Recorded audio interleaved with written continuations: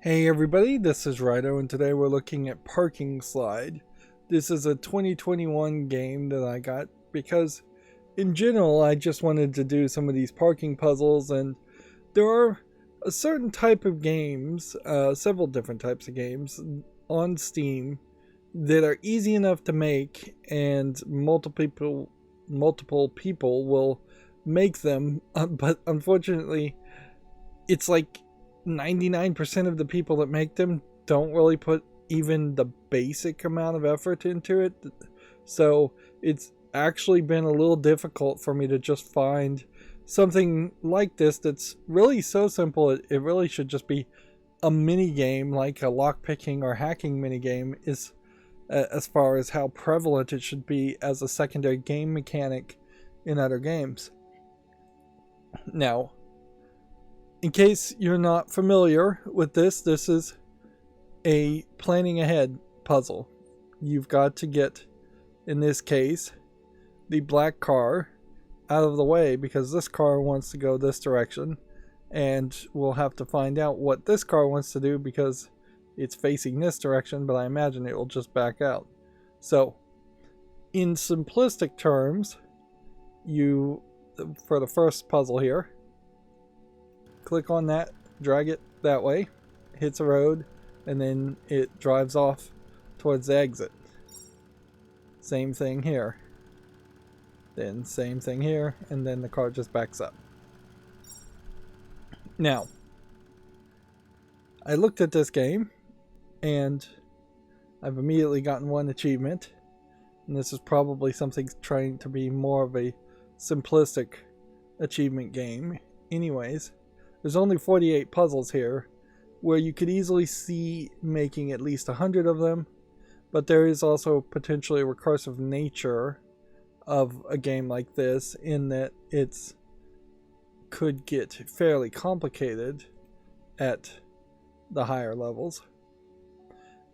This is a Unity game, and as of recording this, there has been a major loss of interest/trust in Unity, so it is potentially going to be a double-edged sword as we see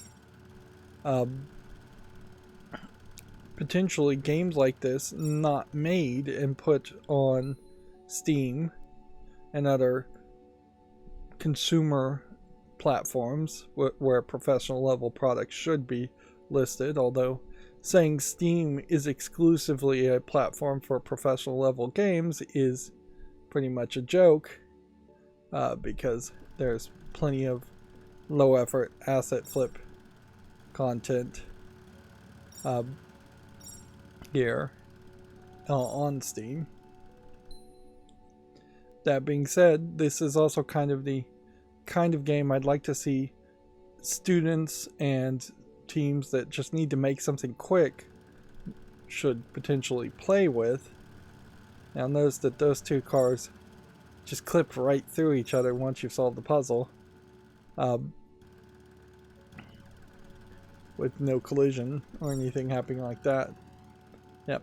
So as a Unity game, all of these buildings, everything on the side is just assets that were assumedly purchased on the Unity asset store and then effectively just placed, and then no extra polish was put to it, which in this case isn't a big deal. I mean, it fits well enough with the graphics. There is something artistic to be said. I just got a second achievement. You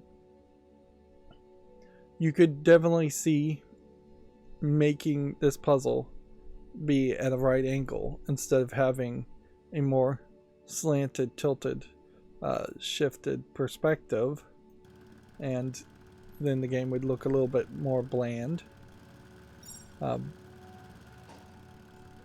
Interesting. That time the car did crash.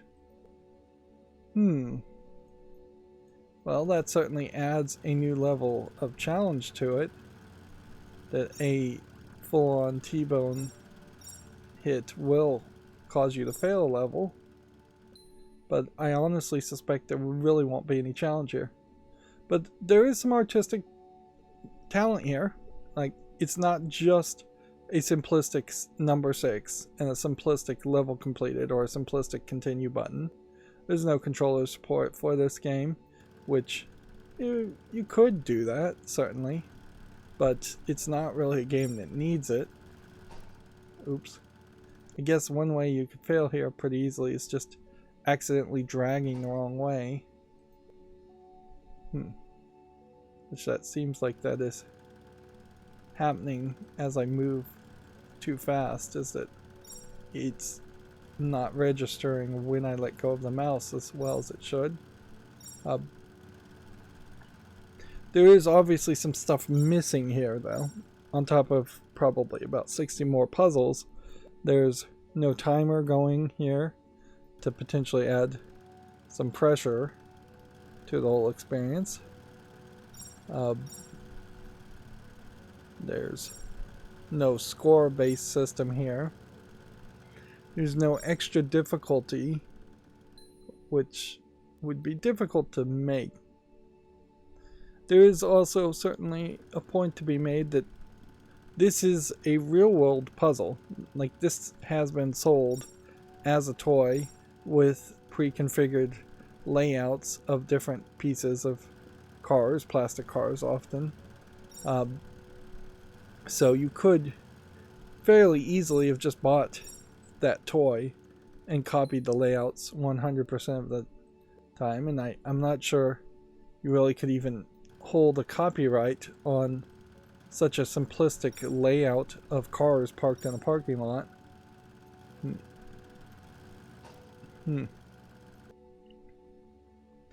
But yeah, a timer, certainly leading to a different score, would make it more of a playable experience in the long run. Or at least repeatable experience. There's a weirdness, certainly, on Steam, too, that it isn't just like the free games or the games that are selling for 99 cents or the games that are even selling for as low as like 69 or 49 cents that are the problem.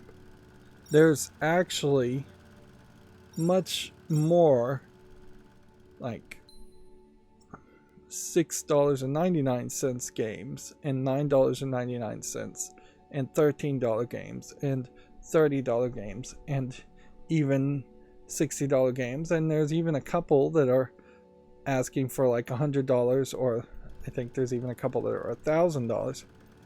There's more of the higher cost games that are worse quality, that are the asset flips of real problem, than the 99 cents games. Inherently, if you're selling yourself for, say, 69 cents or 99 cents on Steam, Steam is more than likely, they don't say these numbers, but more than likely it is taking a minimum of 30 cents off of every transaction, plus another 3% of the transaction in total. So that would be 33 cents. So if you're selling something as 99 cents, then you're getting 66 cents outside of the Steam platform. But that's not all, because that 30 cents, that 66 cents you may think that's going into the pocket of a game developer, well, a payment processing company, the kind of like a credit card payment processor at a restaurant, is probably taking another 30 cents off the transaction and 3% off the total transaction. So 3% of 66 cents is probably about another 2 cents. So 32 cents of that 66 cents potentially is going into a payment processing fee, because Valve isn't a credit card company. They're not running a bank account for game developers. So that money has to go one way or another So a 99-cent game may be 33 cents of profit, which is about the only legitimate excuse for the low effort asset flip games that flood Steam. Of course, there's really no excuse at all why Valve lets them flood Steam. Valve actively does curate based on a few rules as to what kind of games it will allow, and yet it pretends like it is living up to a hands-off libertarian ideal as far as listing asset flips and garbage games. And see, I wouldn't really even call this a game that's quite bad enough, although the controls are fairly frustrating here, to call an asset flip, because there is a stated goal, there's an expected level of quality, and it's kind of meeting it. But then you do have to ask, how much is 99 cents really worth to a player, and should it be worth to a player? And certainly that equation has changed a little now that there is a 2 hours no question asked policy. So theoretically I could very easily solve all these puzzles in less than 2 hours and just get a refund. Now, as a YouTube content creator, is that moral? No, it isn't, because I am making an assumption here that at some point my channel might be monetized, and I might get ad revenue from people watching this video, so I personally have to keep it, which is fine. I take that risk always. Now, as far as these puzzles go, you've pretty much seen everything.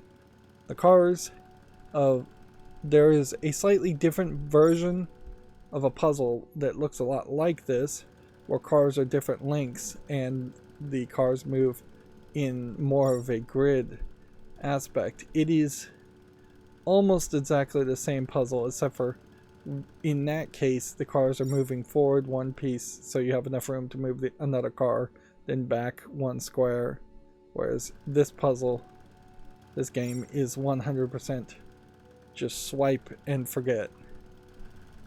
But yeah, you have these bumpers, you have the cars, and that is it. There's nothing special here as far as the colors of the cars. As you can see, they reset and randomize the colors every time you retry the level. There could be a challenge to move the cars by color, in color of the rainbow or something like that, but then that would break the idea that the cars have to be moved in a very specific order. So really the only thing I think you could do here is add a timer. So this was a blue car. Actually, I think all those colors are the same this time. There's a raining effect, which you didn't need that. So it's applaudable to see the game developer have a system here. It sounds to me like there's one song that's going to play throughout the entirety of the game, but it's a nice subtle little background music song. And I swear I'm not intentionally failing here. It just does not really want to work. You would think you could just double click. So what I'll do is I'll hold, I'll drag, I'll release. Hold, drag, and release. That way I'm 100% certain as to the actions I'm intending to do. You would really be going overboard. Here we're at the 20 out of 48 puzzle mark. if you did change the buildings or change the parking lot too often, but I could see changing it 2 or 3 times. But then it would also be going overboard to change the cars.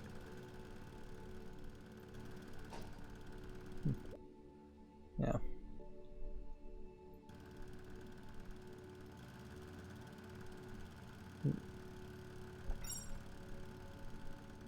Suppose if you wanted to be a real edgelord, you could try to put some kind of story to this, that you're a valet parker or you're stealing cars, but I'm not sure it really would add anything if you did that.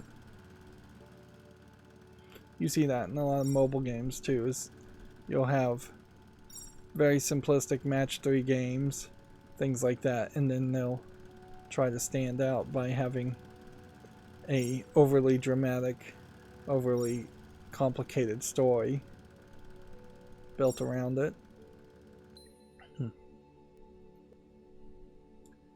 But yeah, there is room for ambition here.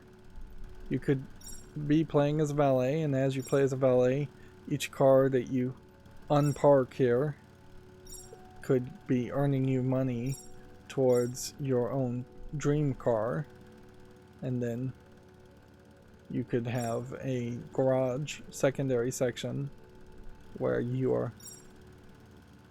painting and detailing your dream car, or it could be a collection of cars, but that would again get fairly over ambitious. Like, this really isn't the kind of game that makes a lot of sense to sell for $3.99 or $9.99. Like, even if you said there was 1,000 puzzles here, I probably would have gotten bored after 200 puzzles. There is, going back to the idea of mobile games, perhaps an idea of locking down levels and just slowing the experience down, which weirdly, for Steam's 2 hours no questions asked refund policy, I have not seen any game try to counter that by having some kind of stamina system like you would in a mobile game to make it so the player can't actually play more than a few puzzles a day.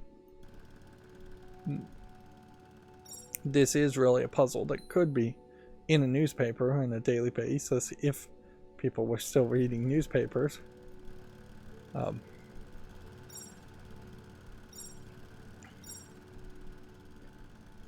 Now, when you see something like this done, let's see what happens when we go this way. Yeah, that still worked. So there was 2 solutions there. I could have gone either way.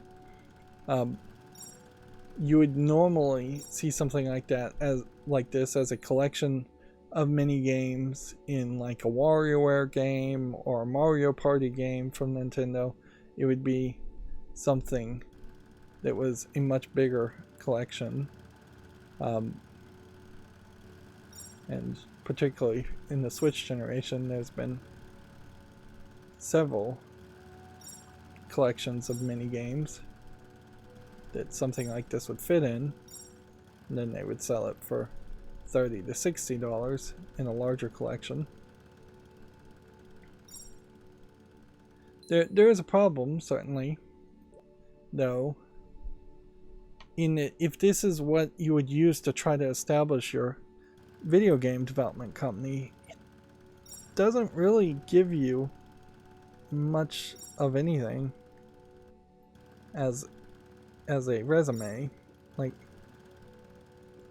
the student projects that I see, and sometimes colleges will put student projects on Steam for free. Sometimes, in rare occasions, they'll put them on Steam for money, which is crazy because the student projects almost certainly are owned by the colleges themselves, which that's another crazy aspect, is that if you're a professor doing a scientific research in a college, the college tends to have a copyright on your research and your study, and if you're a student helping the professor and you do make a video game or do any kind of scientific research. The college owns that too.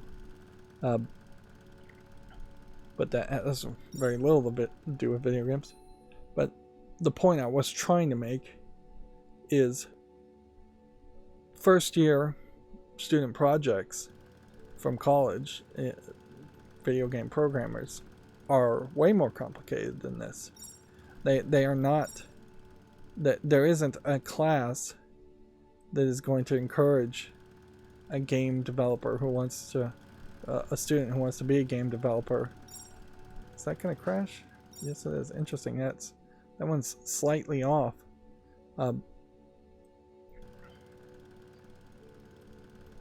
Yeah, they're not going to encourage them to use Unity to make something that easily could be a mobile game, or that could be a like 1 month to 3 month project, which is really what I think this would come down to. They're going to encourage you to make something that looks like much more of what they call a vertical slice of a AAA video game made in Unreal. They're going to encourage you to have a character with animations running, gunning, jumping, platforming, the usual, you're controlling a humanoid creature going through a 3D environment, tends to be what they're going to focus you on. The vertical slice aspect of that being that you're not going to make a full 60 to 200 hour experience in the game. You're instead going to have a short 5-minute platforming section, and in that 5-minute platforming section you're going to show off all the movement mechanics you can program and all the physics and visuals you can render.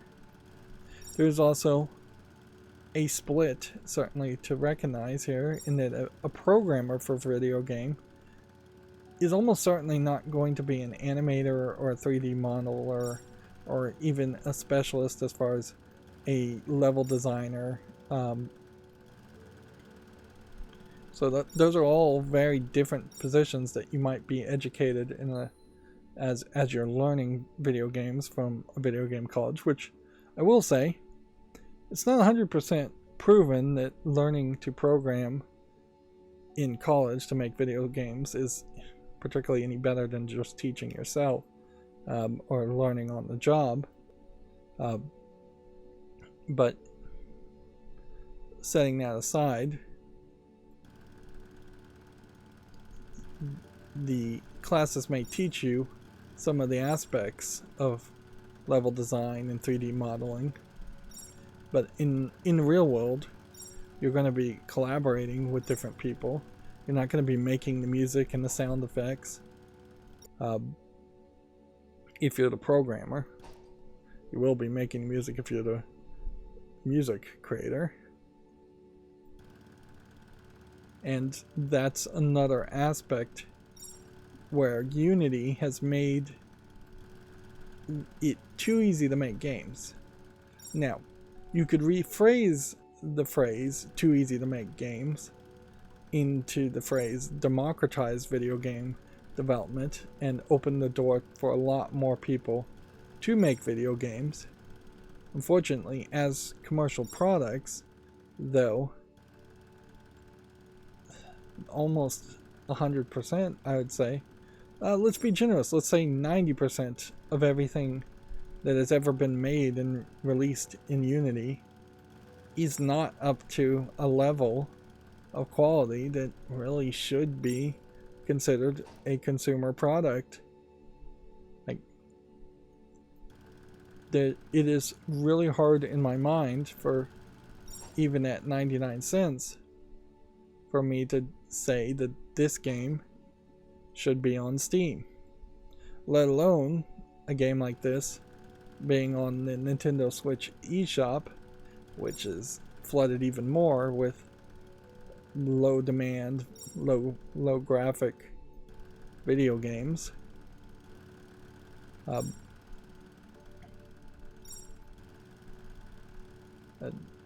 And so it may very well be a case of good riddance for Unity. Of course, every game company that is talking about leaving Unity is just talking about moving over to the Godot engine. For the most part, I haven't heard anybody mention any other language. And I imagine it's pretty much going to be just as easy to program in the Godot engine and make a game like this. A little too easy. You still... Man, you really got to take your time or you're just going to end up dying over and over again. You can't put the genie back in the box, as it were, or back in the bottle. So we will unfortunately just always have people now that think a game like this is to a high enough level of quality that it deserves to be sold and purchased for 99 cents. Whereas it's really hard to quantify what a game like this really should be worth. If it should be worth anything at all. If it should even be on the same storefront as AAA games that cost $300 million to develop. And certainly a lot of that is just going to come down to people's personal opinions. Even if, say, the Godot engine was a little bit more difficult and we saw less people making games like this because the Unity engine is no longer a viable engine to use to make games, you still have RPG Maker game engines. The RPG Maker engine, several different versions of that. You have a solitaire based engine that's fairly easy to make solitaire games. There's probably an engine out there that's very easy. That took way too many attempts to make visual novels. There's probably a hidden object game engine that's really easy to make. These are all categories in which there is quite a lot of those games that are released on a weekly basis on Steam that just flood Steam.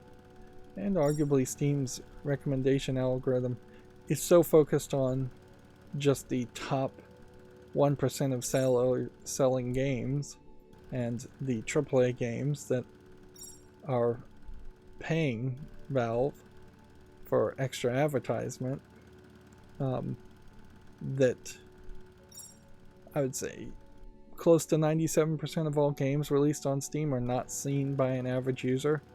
How often does an average Steam user even go to Steam's front page? Maybe once a week, probably closer to 4 times a year during the summer, winter, spring, and fall sales. Maybe 5 times a year, because I think there's about 5 big sales. Although Steam is now going to try to have a sale pretty much every week. They're not likely to bring a lot of people. So that's 30 puzzles down now. And yeah, we know there's only 48 left. I mean, there's only 48 in total. So we are approaching the end of the stretch here. It is going to be personally very difficult to ever justify buying another game like this. Because you'll never really be able to compare apples to apples and know if the car layouts are any different. Best case scenario, you would look in the description and hope that they would say there's more than 48 levels. There's probably a mathematical calculation that can be done to figure out how many maximum total combinations could exist.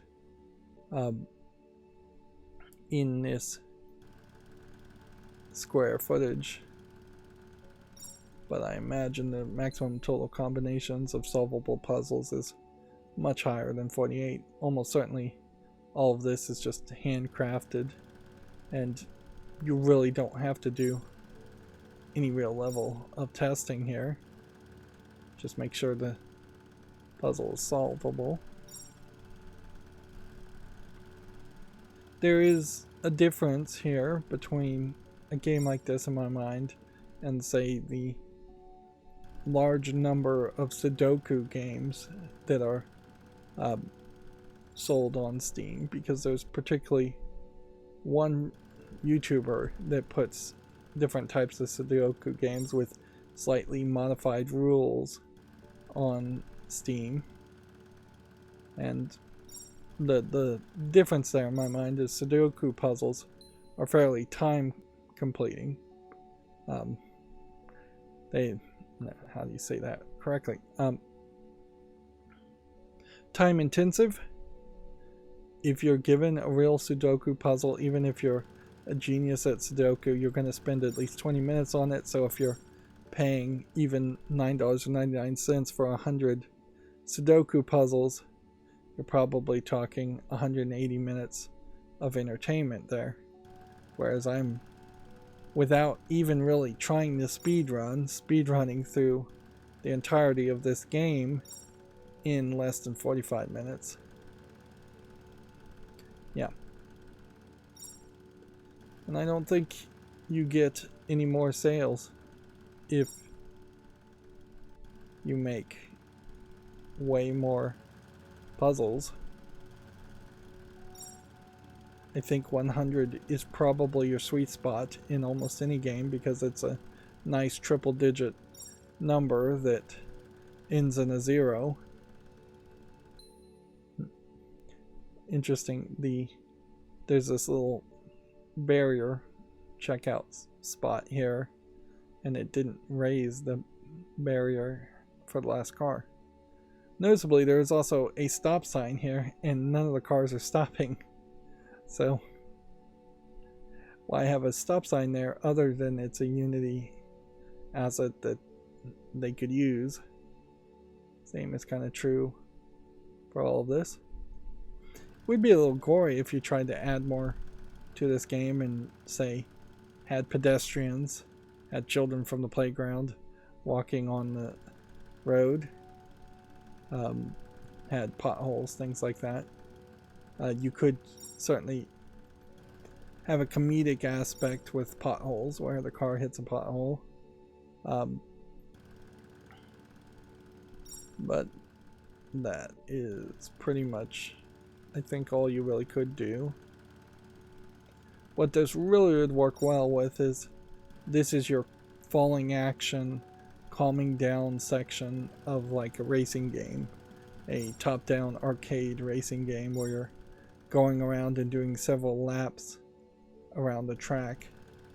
But those kinds of racing games aren't particularly that popular either. I could see that working.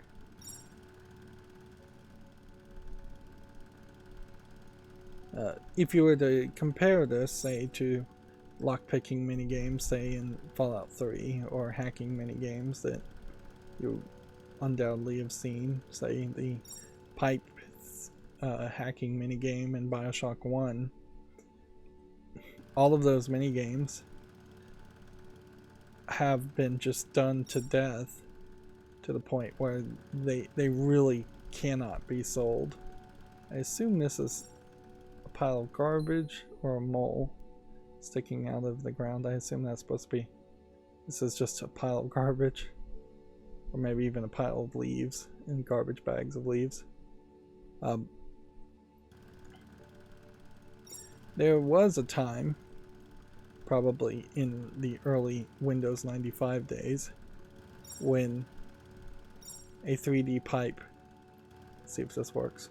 Yes, it does. Interesting. A 3D pipe minigame would sell by itself and be considered a desktop game, which the phrase desktop game is definitely not really used anymore. But for the most part, desktop games have been completely forgotten about and were such a minimal experience that they never really felt like true video games. Something like Doom, the original Doom, established that even DOS games, even PC games, should be their own highly artistic full screen experience, that they shouldn't just be a window in Windows that pops up. And even things like FreeCell now, the most recent Solitaire collection from Microsoft, is not just a window and doesn't just look like FreeCell or Solitaire. It's its own fancier experience.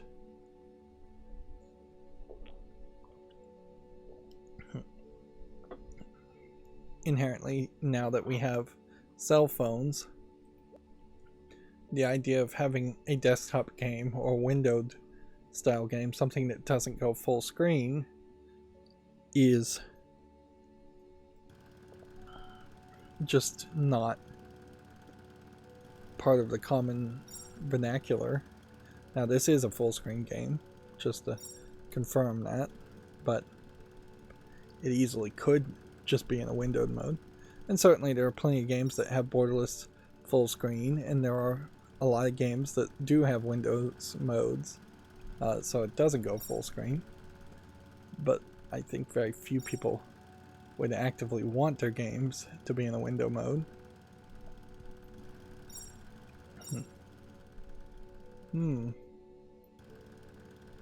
We've got 12 more puzzles, and may have hit one here that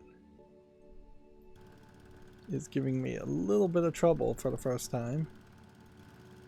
I'm having to really think it through. But the real problem here definitely would come down to, you would have to have 60 cars about just crammed in here before you started to actually make it difficult enough for me to actually struggle in figuring out the solution. There is something to be said for making easy games. Just turn your brain off and enjoy it. But if you were going to do that, what they really needed would be to program an algorithm that either has pre-programmed computer generated or pattern, I don't want to say artificial intelligence generated, but just an algorithm that would create a whole bunch of puzzles and spit it out. There's a series of games called Hexcells on Steam that I think that's exactly how the puzzles are made. Hexcells, effectively Minesweeper, except for instead of squares, it is hexagons, so there are more surfaces and slightly different rules on how you identify the mines.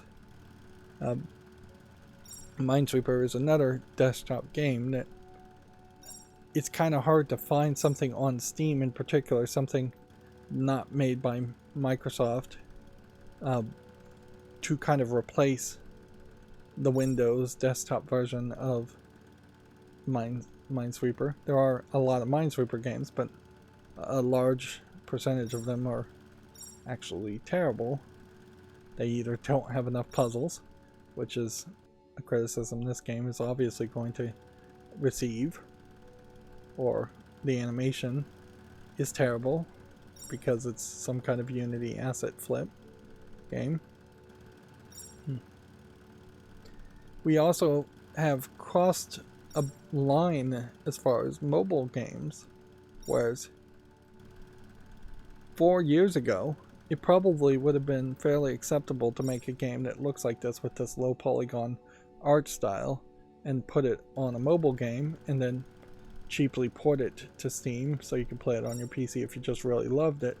It's really shocking to me that Steam doesn't have a storefront for at least Android games where you could sideload apps, APK files, buy the game on Steam for PC, and you get the Android version of it. You would think that would make a lot of sense, particularly since I don't think Valve really has any business with Google at all. Oh, this car is slightly higher.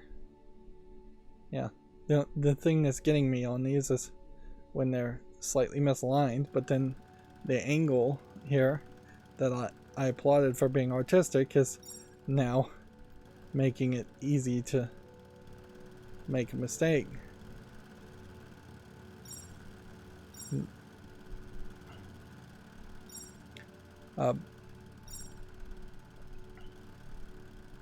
But yeah, 4 years ago, this low polygon art style might have been a little considered acceptable, whereas nowadays when I see low polygon art styles in games, it is an immediate turnoff.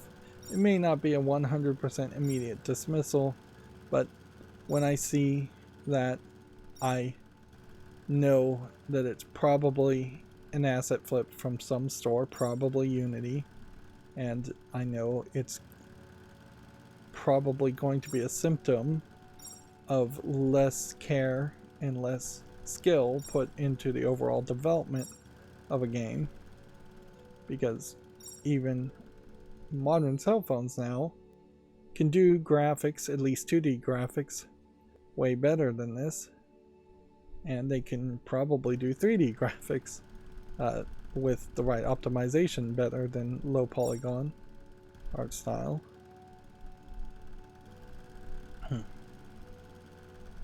And it certainly was a trend where you'd see a lot of low polygon video games getting made and released. But I think even that trend has, for the most part, died out, as Roblox, having some low polygon art style to it, sometimes has solidified itself as being the one low polygon game that is going to be successful with that art style.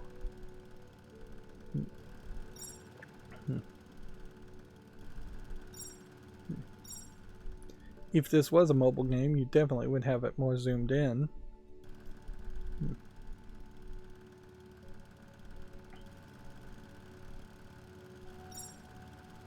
But the finger swiping on a cell phone game would definitely make it easier to play than the mouse swiping that's programmed here.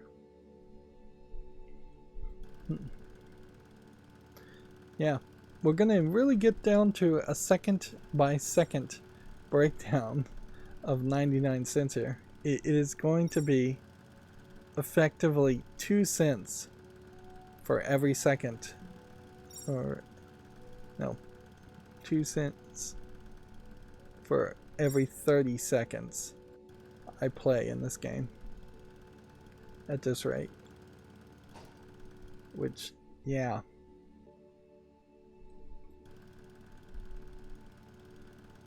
At a certain level, I guess if you were having fun and somebody said every 30 seconds give me a penny or give me 2 pennies, you might say yes the first time.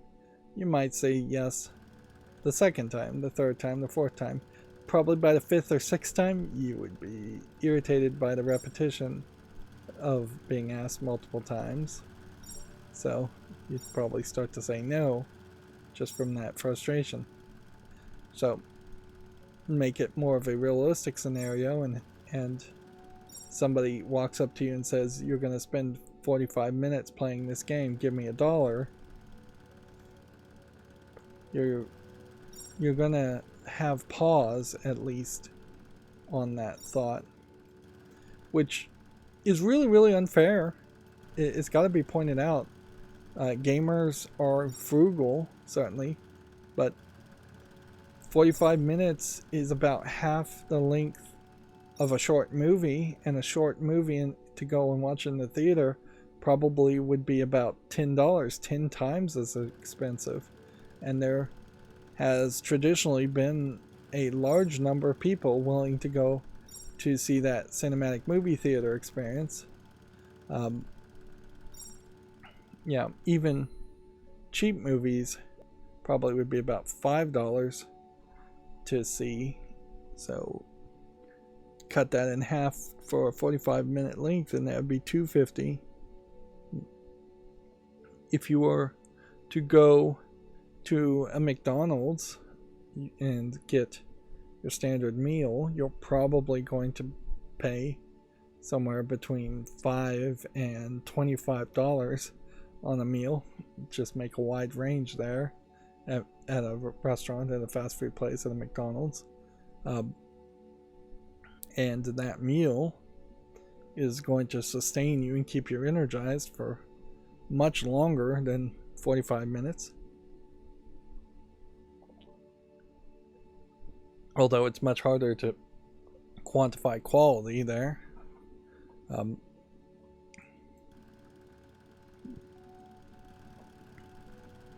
But at a certain level, it's also not fair to, say, compare needs such as food, or needs being serviced via fast food, to entertainment. It's better to compare movies.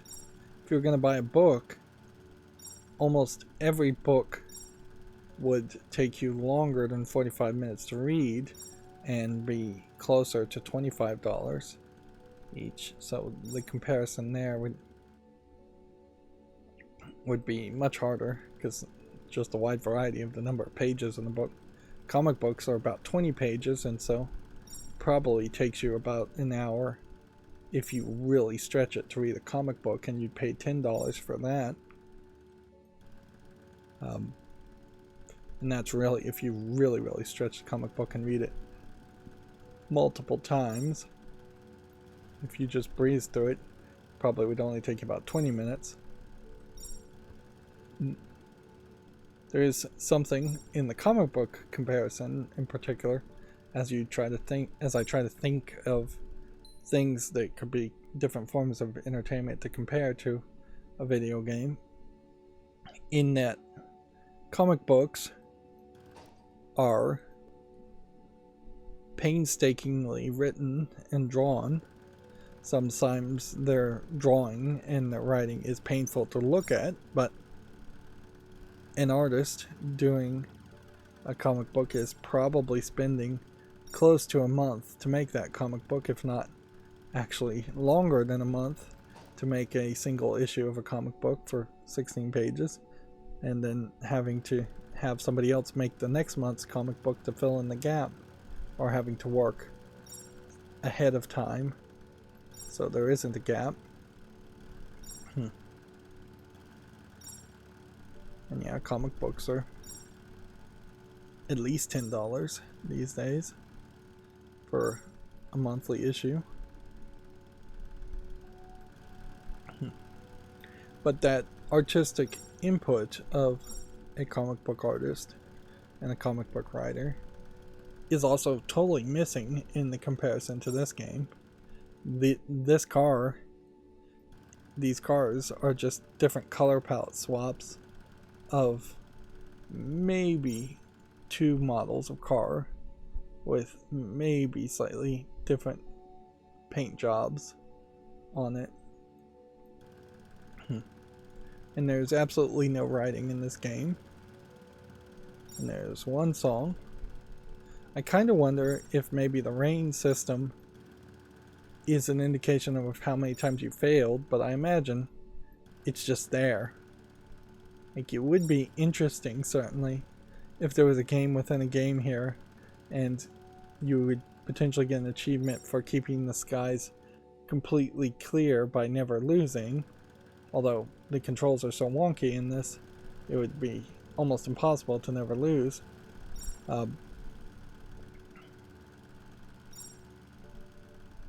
But yeah,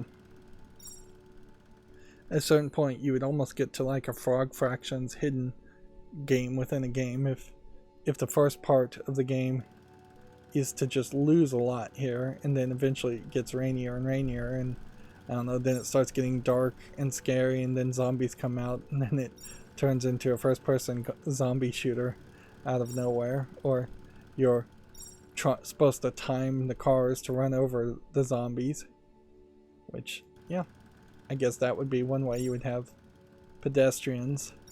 They could be run over, but it could be more of an enjoyable experience instead of it just being something to avoid. But yeah, first things first is you would really just have a timer, a speedrun mode.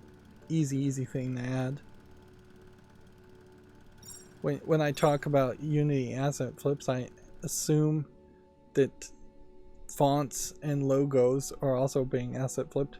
Noticeably here, I can see it looks like this is either slightly tilted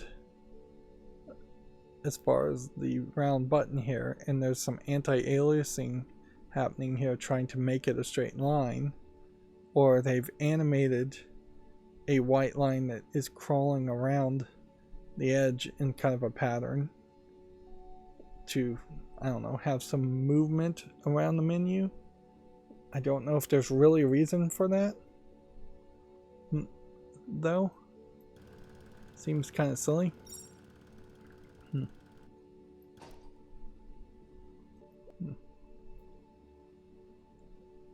You could have secret achievements in this game instead of it just being a simplistic achievement game. Crash into the pizza place, crash into this place, crash into the cafe, or drive by the pizza multiple times, or you every now and then a car drives by the pizza place and then parks, and then a pizza gets handed to it and it picks up the pizza and drives off. Same with the cafe, same with the playground. There could be some funny little animations. Can you see them all? Can you find them all as you're playing? But inherently you still would need a lot more puzzles to justify playing the game enough to see all the different animations. At a certain level, this could just be a screensaver, except for computers don't need screensavers anymore, for the most part. They have built-in anti-burn-in technology in most monitors to avoid anything like the problems you might have had with old computer monitors to include screensavers. But there definitely was a screensaver called, I think it was called Castaway Johnny, where it was programmed to be randomized and you would see different random animations every now and then, little comedic outputs, and yeah, you could get ambitious there. Although, what's the point of getting ambitious when your main gameplay mechanic's not that ambitious? People won't stay around long enough to see the Easter eggs. So you really have to go to that drawing board. And you hear this as a similar concept. You hear a similar concept talked about in game development, where a lot of game developers say they spend a significant amount of their pre-production, pre-alpha, they like to use those phrases, which don't really mean anything. You literally can't be pre-production or pre-alpha. But they like to say they spend a big amount of time in the early development of games just trying to figure out what the gameplay mechanic is and trying to polish that gameplay mechanic and make sure it is fun. Whereas this gameplay mechanic, I don't think succeeds on that factor. It's fun every now and then for like 5 minutes at most. It's not fun for an hour straight. In part, that's just because it's not varied enough. In part because it's not challenging enough.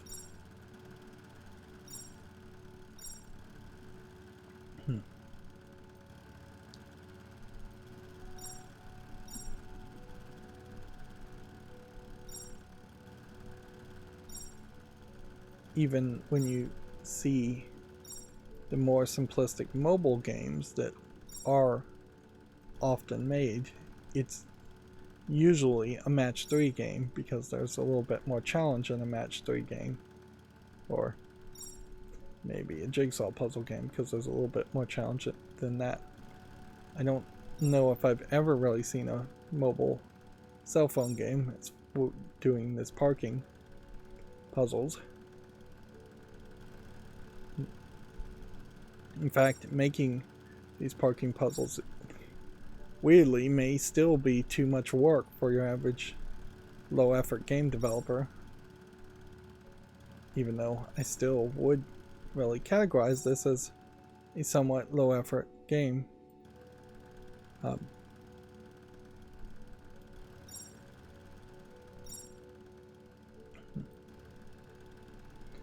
Yeah, and I don't know how you really fix it other than to have other mini games also.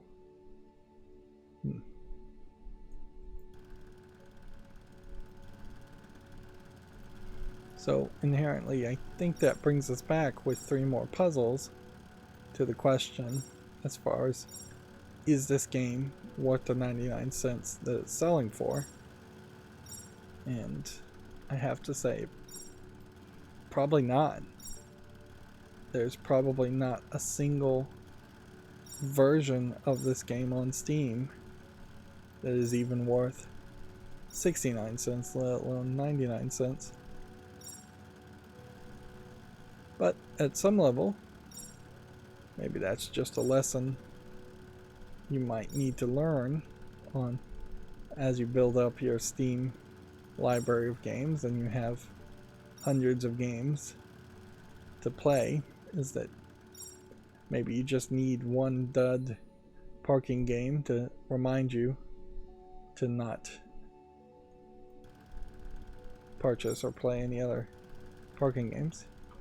2 more levels here, and really this parking one was almost 100% full. Just one hole here,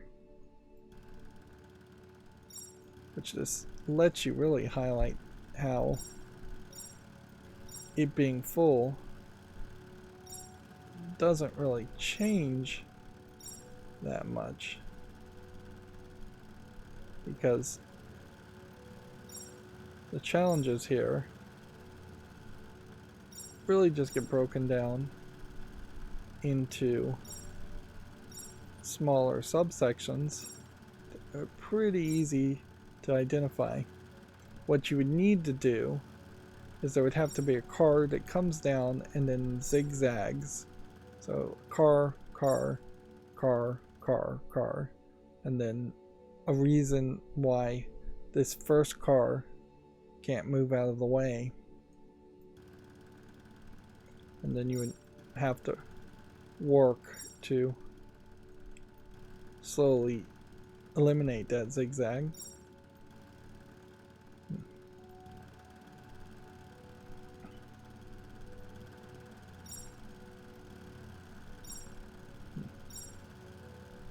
You get the same little sound effect every time a car drives by and leaves.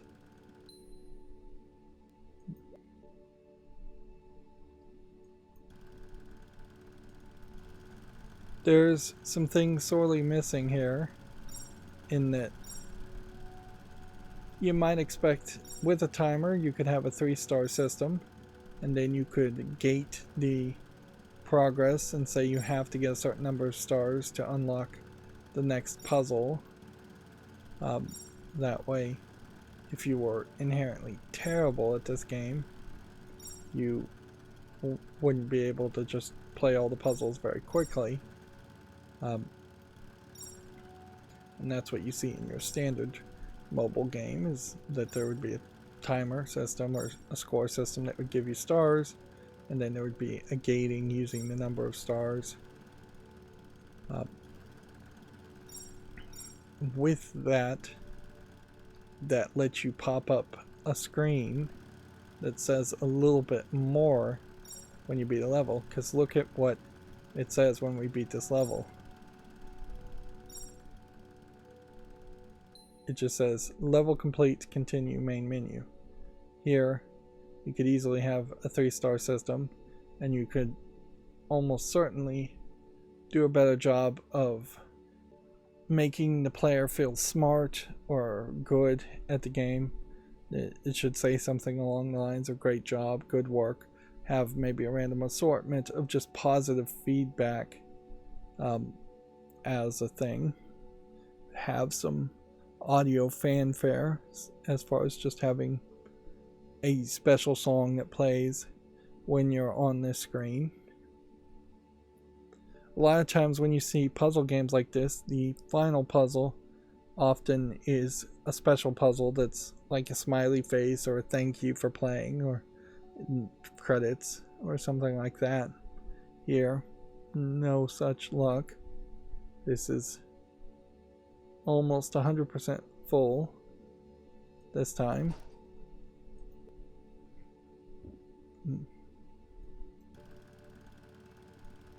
And I'd be extremely shocked if in completing this puzzle I don't get the last achievement for this game. Steam doesn't do anything with achievements like giving you a gamer score or have any kind of trophy system like PlayStation does.